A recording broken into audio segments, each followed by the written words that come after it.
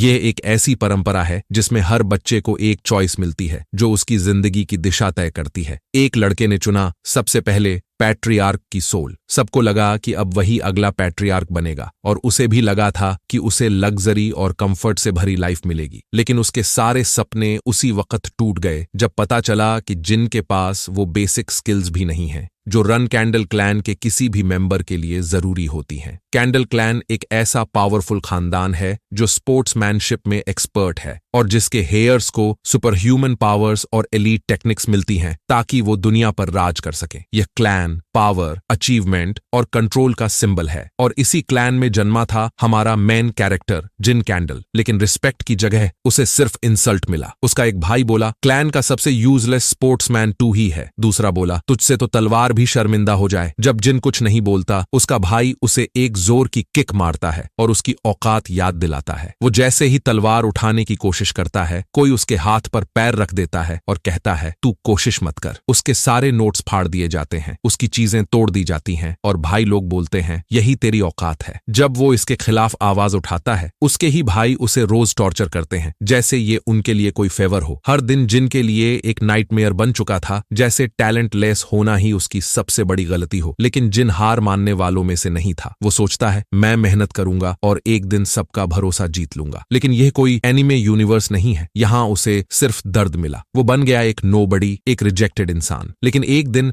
उसकी लाइफ पूरी तरह बदल जाती है जब उसकी मुलाकात एक टीचर से होती है और तब उसे पता चलता है कि उसके पास भी एक हिडन टैलेंट है, एक ऐसी पावर जो उसके क्लैन में फॉरबिडन थी, मैजिक। 3 साल बाद जिन एक फोकस्ड स्टूडेंट बन चुका था, जब अचानक उसे शैडो की दुनिया निगल जाती है। वहां उसकी मुलाकात होती है एक औरत से, solar, God of shadows. Solar कहता है, मैं तुम्हें एक कॉन्ट्रैक्ट देता हूं जिसमें तुम्हें मिलेगी शैडो पावर और इम्यूनिटी। फिर सोलर नोटिस करता है कि बचपन से ही जिन पर एक कर्ज था, ब्लेड्स, जिसने उसकी सारी एबिलिटीज को दबाकर रखा था। अब सोलर वो कर्ज चुकाता है और बोलता है, अब तुम बनोगे दुनिया के सबसे ताकतवर स्पोर्ट्समैन। जिन तुरंत शोर उठाता है, एक शार्प स्विंग मारता है और महसूस करता है कि यह पावर लेजेंडरी है। अब वो स्पोर्ट्समैनशिप के साथ साथ मैजिक भी करता है और अपनी स्ट्रेंथ को बूस्ट करता है। सब कुछ फाइनली ठीक लगने लगा था, लेकिन फिर से किस्मत ने धोखा दे दिया। अचानक एक शूज अटैक में जिन हार जाता है। आखिरी पलों में वो अपनी पावर का यूज भी नहीं कर पाता और रबल में दबकर खत्म हो जाता है। वो सोचता है, मुझे सेकंड चांस क्यों मिला था, और फिर सब ब्लैकआउट हो जाता है। लेकिन जैसे ही उसकी आंखें खुलती हैं, वो खुद को 20 साल पीछे पाता है। वही दिन जब उसने पहली बार परिषद को चुना था। इस बार वो सोल अपनी मर्जी से उठाता है और उसे क्लैन का रिस्पेक्ट मिलता है। 6 साल बाद वो अब भी छोटा है, इतना कि टॉप शेल्फ तक भी नहीं पहुंच सकता। वो अभी भी स्टॉर्म कैसल में है, जहां उसे 3 साल और सरवाइव करना है।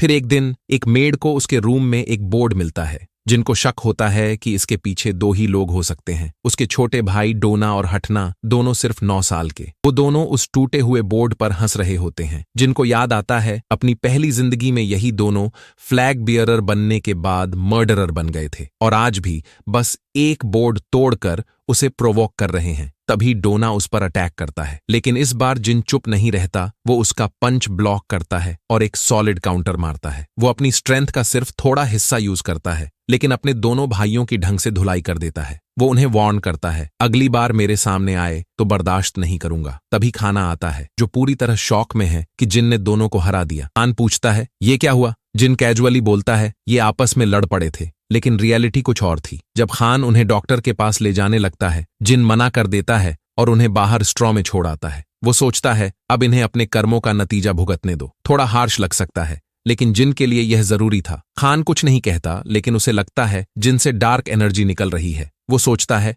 क्या जिन मानता है, हाँ मैंने किया, और खान डिसाइड करता है अब उसे यह सब पैट्रियार्क को रिपोर्ट करना पड़ेगा। स्टॉर्म कैसल में जिन देखता है कि खान अपना घोड़ा तैयार कर रहा है। जिन जानता है खान क्लैन का गार्जियन है और हर चीज की रिपोर्ट पैट्रियार्क को देता है। जिन सोचता है, जरूर इसे मेरी शैडो पावर का एहसास हो गया होगा, वही शैडो फोर्स जो उसे डार्कनेस के गॉड्स से कॉन्ट्रैक्ट के बाद मिली थी। इसका मतलब उसकी दूसरी जिंदगी में भी उसके अंदर की डार्क पावर्स एक्टिव हैं और अब वो कर्ज जो पहले उसे दबा रहा था अब नहीं है। यही सोचकर जिन खुश होता है। अब उसे क्लैन का सबसे बेकार स्पोर्ट्समैन नहीं कहा जाएगा, लेकिन उसका अगला ऑब्स्टिकल सामने है, उसके पिता यानी पैट्रियार्क से सामना। खान की रिपोर्ट के बाद पैट्रियार्क तुरंत गार्डन नाइट्स को ऑन ऑर्डर देता है। फ्लैग बियरर को इकट्ठा करो। उसे लगता है अब अपने बेटे से फेस टू फेस बात करनी जरूरी है। जैसे ही कैंडल क्लैन के सारे 200 नाइट्स तैयार होते हैं, क्लैन का लीजेंडरी पैट्रियार्क कैरन रन कैंडल स्टॉर्म कैसल की ओर मार्च करता है। दूसरी ओर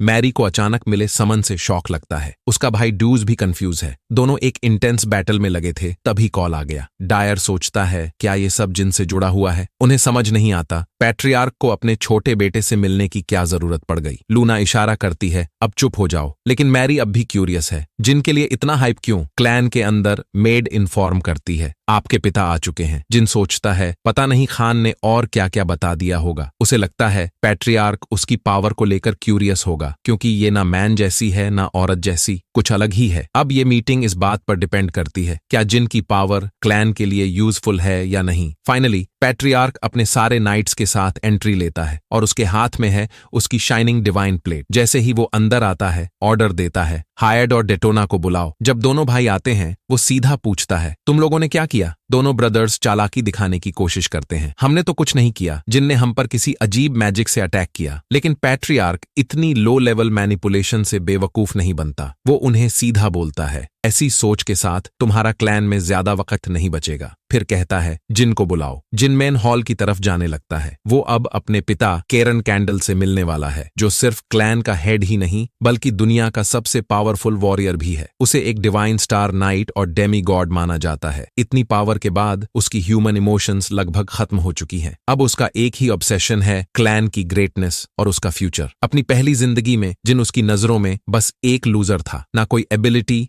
ना कोई वैल्यू। लेकिन इस बार जिन कॉन्फिडेंट है, इस बार वो झुकने नहीं आया। वो प्रूव कर चुका है। उसे अंडर एस्टिमेट करना अब मुमकिन नहीं। जिन हॉल में एंट्री लेता है, जैसे ही वो घुटनों पर जाकर झुकता है, फ्लैग बियरर क्यूरियस होकर पूछते हैं तू मुझे प्यार क्यों बोल रहा है? पिता क्यों नहीं? जिन रिस्पेक्टफुली जवाब देता है मुझे लगा आपको रिस्पेक्ट देना चाहिए। पैट्रियार्क उसी सवाल के साथ आगे बढ़ता है जो उसने उसके भाइयों से किया था। जिन गुस्से में अपने साथ हुए लंच की बात करता है। इसका रीजन है बदला। कैंडल क्लैन की फिलॉसफी है रिश्ते कोई भी हो, बदला जरूरी है। पैट्रियार्क को उसका जवाब पसंद आता है। वो तुरंत नाइट्स और फ्लैग बियरर को ऑर्डर देता है रूम छोड़ दो। सभी शॉक्ड हैं। जिन ने पैट्रियार्क का टेस्ट पास कर लिया। मैरी इम्प्रेस्ड है। उसका छोटा भाई अब एक प्राइवेट मीटिंग डिजर्व करता है। जैसे ही दरवाजा बंद होता है, कैरन फाइनली मुद्दे पर आता है। वो मैजिक की बात करता है, याद दिलाता है मैजिक हमारी सोल मास्टरी को लिमिट करता है। फिर सीधे पूछता है तेरी पावर का असली सोर्स क्या है? अगर जवाब माना निकला तो सजा तय है। जिन सोचता है अगर मैंने सच बता दिया कि ये पावर एक डार्क गॉड से आई है तो मैं बुरी तरह फंस जाऊंगा। इसलिए